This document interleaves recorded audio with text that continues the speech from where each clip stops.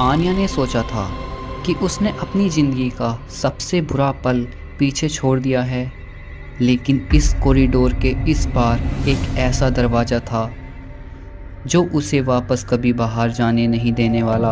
आन्या ने पीछे मुड़कर देखा तो उसके सामने वही दरवाज़ा था जिससे आन्या इस जगह आई थी। आन्या दरवाजे की तरफ धीरे धीरे चलती है। उसके कदमों की आवाज़ पूरे कॉरिडोर में गूंज रही है। जैसे ही वो उस दरवाजे के पास पहुंचती है और उसको खोलने की कोशिश करती है, दरवाज़ा अचानक से गायब हो जाता है। कॉरिडोर एकदम सील हो जाता है और वापस जाने का कोई रास्ता नहीं होता। आन्या डर जाती है। उसके मुंह से सिर्फ एक ही लफ्ज़ निकलता है, आखिर ये जगह है क्या?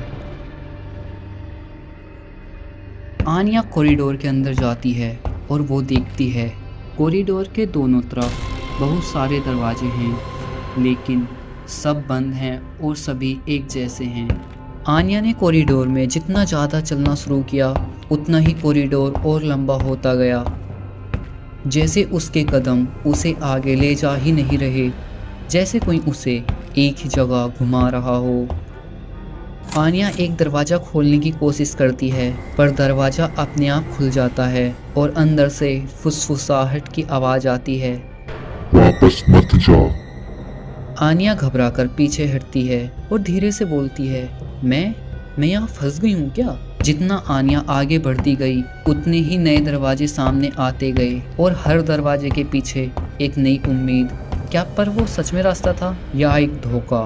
आन्या एक और दरवाज़ा खोलती है। अंदर एक नॉर्मल फ्लैट, सेम ऐसा जैसे आन्या का खुद का फ्लैट है। वही बेड, वही टेबल और वही लैम्प। आन्या खिड़की के पास जाती है और वो बाहर देखती है, पर बाहर कुछ नहीं था, सिर्फ अंधेरा, जैसे दुनिया खत्म हो गई थी। तभी बाहर से अचानक एक काली छाया उस पर अटैक करती है और आन्या चीखकर फ्लैट से बाहर निकल आती है। फिर आन्या सेकंड डोर को खोलकर उसके अंदर जाती है और वो फ्लैट भी बिल्कुल सेम पहले जैसा था, पर इस बार किचन से बर्तन गिरने की आवाज आती है। पर आन्या की घबराहट किचन में जाने नहीं देती और आन्या डर के मारे भागती है और दरवाजा खोलकर कॉरिडोर में आ जाती है। फिर आन्या बहुत डर जाती है, पर उसको बाहर निकलने का कोई ना कोई रास्ता ढूंढना ही था और फिर डरते हुए तीसरे डोर में जाने का फैसला करती है और फिर से सेम वही फ्लैट। आन्या एक के बाद एक दरवाज़ा खोलती है, लेकिन सब फ्लैट सेम,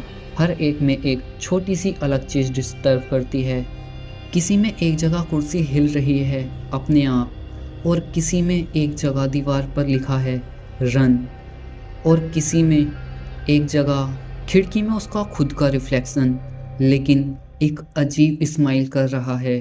पर हर बार जब आनिया भागने की कोशिश करती है, वापस वहीं कॉरिडोर के स्टार्टिंग पॉइंट पर आती है जहां पहली बार वो खींच ली गई थी। आनिया की चीख से पूरा कॉरिडोर गूंज जाता है। फिर अचानक एक लाइट नजर आती है, जैसे वहां एग्जिट हो, और जब वो उस डोर के करीब पहुंचती है और दरवाज़ा खोलती है तो सेम वही फ्लैट और वापस वही कॉरिडोर का स्टार्टिंग पॉइंट। आनिया दीवार पर हाथ मारकर चीखती है, मुझे बाहर निकाल दो, मुझे यहाँ से बाहर जाना है। और फिर एक लड़की की हंसी, जैसे आनिया को दर्द में देखकर कोई बहुत खुश हो रहा है। आनिया अपने आप को संभालती है और खुद से बोलती है कि भागकर मैं यहाँ से नहीं निकल पाऊंगी, मुझे समझना ही होगा कि ये जगह छुपाना क्या चाहती है, क्या है यहाँ का राज। और आनिया धीरे धीरे कॉरिडोर में चलती है, हर डोर, हर दीवार को और हर फ्लैट को बारीकी से देखती है।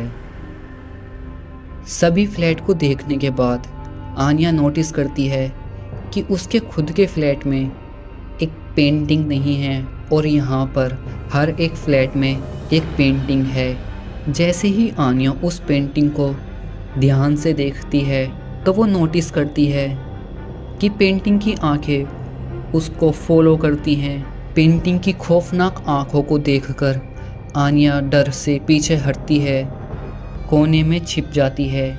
ऐसा लगता है जैसे कॉरिडोर के हर फ्लैट की पेंटिंग एक साथ उसे ही देख रही हैं। आन्या को अपने पीछे से अजीब सी फुसफुसाहट की आवाज़ आती है और वो जैसे ही पीछे देखती है, दीवार में से बहुत सारी आंखें सिर्फ आन्या को ही देख रही हैं।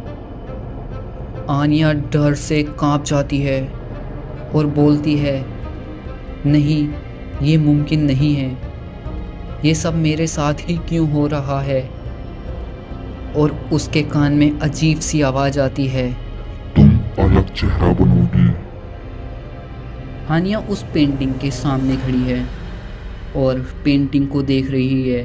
आन्या समझ गई थी कि ये पेंटिंग सिर्फ आन्या को देख नहीं रही थी, ये पेंटिंग आन्या को ही चाह रही थी। इसीलिए ये पेंटिंग आन्या को अपनी कैद से बाहर जाने नहीं दे रही थी। आन्या धीरे धीरे पेंटिंग के पास जाती है और उसको छूने की कोशिश करती है। पेंटिंग का ग्लास टूटता है और पेंटिंग के अंदर से एक खून से लथपथ एक हाथ आता है और सीधा आन्या का गला पकड़ लेता है। आन्या दर्द से बहुत चीखती है। आन्या बोलती है, छोड़ो मुझे। उस हाथ ने आन्या का गला इतने जोर से दबा रखा था। आन्या का दम घुटने लगता है। तभी वो हाथ झटके से आन्या को दीवार की तरफ फेंक देता है। आन्या दीवार से टकराकर दीवार की साइड में गिर जाती है और वो उठती है और अपना गला पकड़कर बहुत ज़ोर ज़ोर से खांसने लगती है। आन्या का गला खून से लथपथ हो जाता है। अब आन्या समझ गई कि ये पेंटिंग सिर्फ देखने के लिए नहीं बनी थी। यही पेंटिंग एक जेल थी जिसमें हजारों आत्माएं बंद थीं और अब आन्या को इसी पेंटिंग में कैद करना चाहती हैं। आन्या बहुत डर जाती है। उसकी आंखों में वो डर साफ दिखाई देता है। उसके पीछे की दीवार से एक हाथ निकलता है। आन्या डर जाती है और उस फ्लैट से बाहर निकलने की कोशिश करती है। आन्या खुद को संभालते हुए धीरे धीरे फ्लैट के डोर की तरफ चलती है, पर जैसे ही वो दरवाजे को खोलने की कोशिश करती है, फ्लैट की दीवारें चारों तरफ घूमने लगती हैं और उनमें से फुसफुसाने की आवाज़ आ रही है। तू चाहे कितना भी भाग ले, यहाँ से निकलने का कोई रास्ता नहीं है। तू सिर्फ घूमेगी और घूमती ही रहेगी।